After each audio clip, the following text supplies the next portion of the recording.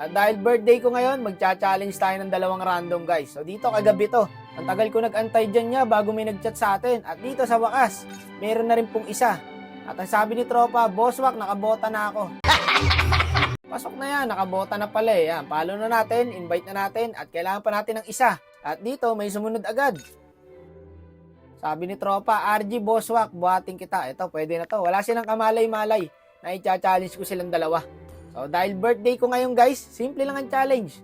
Kailangan lang pong manalo. So, pag nanalo kami, tig 500 sila sa aking dalawa. Hindi ganong kalaki yan guys, pero sa isang game, 5H, pag nanalo, not bad, diba? So, good luck po sa dalawang challenger natin. At yung bida natin dito, YSS, tapos Cupra. So, sabi ko sa kanila, focus kasi sayang guys. 5H din to, isang game lang. Mukhang lugi na agad tayo sa turtle ya. Wala tayong XP. Buti na lang ganado yung Cupra dito guys. Tapos nakahabol yung YSS, nakuha niya yung kill. Kaya top din yata ako dito ya. Mali pa ako ng first kill. Dapat doon na lang pala sa tower.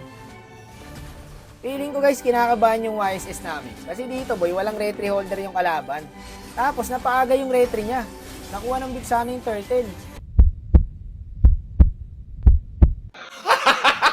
Enti lang. Baka mamaya first game niya to guys, nangangapa pa siya. Sorry.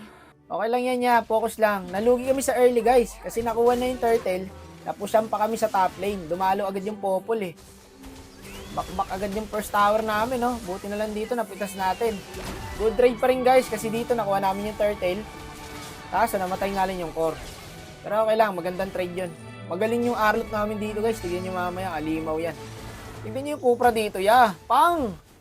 Walang ya, grabe ka naman mag-Cupra bossing. Pinapakitaan tayo ng mga bida natin guys May kasama pang tower. Pero dito mahirap talaga kasi kalaban sa pushan tong popol eh. Inuubos na yung tower namin guys. At dito na nagpakilala yung YSS. Baka kasi nagpapaagat lang guys. Ginana na nga sila dito. Tara, bawi tayo third ya. Sakto dito yung flying cloud ng popol May kasama pang ranger. Lapnos, sampaltos. Gagi magic. Nawala yung dalawa. So dito yan, nakabawi din agad yung kalaban. Mali pa ako ng ginawa guys. Nyarp. Mali na ako ng combo. Nahold pa ako ng first kill ng Vixana. Patay sana yung Ranger. Nice try. Mat subject nga, binagsak ko eh. Ito pa kaya. Gunado yung dalawa mag-push Dito ya, inahabol ko ulit yung Ranger. Nanggigil ako. Mali na naman ako guys. Wala akong P3. Kung may P3 ako, patay sana yun eh. Patay yan boy. Ayun patay ako. Putik ka, may dalawa pala dun. Dito na nagwala yung guys, Arlot. Okay, secure na yung Lord. Ang galing ng Arlot dito guys, kahit low HP na siya. In-outplayed pa niya yung kalaban. Iba talaga pag marunong kong gumamit ng passive eh. Alam mo pre, only dash yan guys, hindi siya nawalan ng dash dyan. Inaantay niya lang magka-passive tsaka siya magsi-second. W Arlot. Maniac yan guys, hinabol niya. W ya, nagulat pa nga siya, hindi yata siya makapaniwala na nagawa niya yun eh. Wala guys, sure win na to. Sure na 5H na itong dalawa na to guys. Talagang hindi rin nagpauli yung YSS dito ya. Nagalimaw din siya. Inadali niya na boy eh. Inuubos niya na yung kalaban dito. Double kill. Abulin na natin yan boss. Tapusin na natin to. Triple kill. Aabot kaya sa Maniac. Ayun, Maniac guys. 11 minutes nang inabot may 5H na. Food trip malala talaga. Congrats po sa dalawang bida.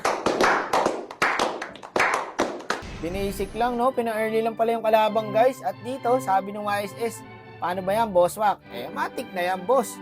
Ayun na, naglapag na ng cash G. Isa na lang natin sa kanila guys. Malaking karangalan din boss na nakalaro ko po kayo. And thank you po sa lahat ng greetings nyo. Love you. I would like to greet you the happy birthday and I wish you the best of everything.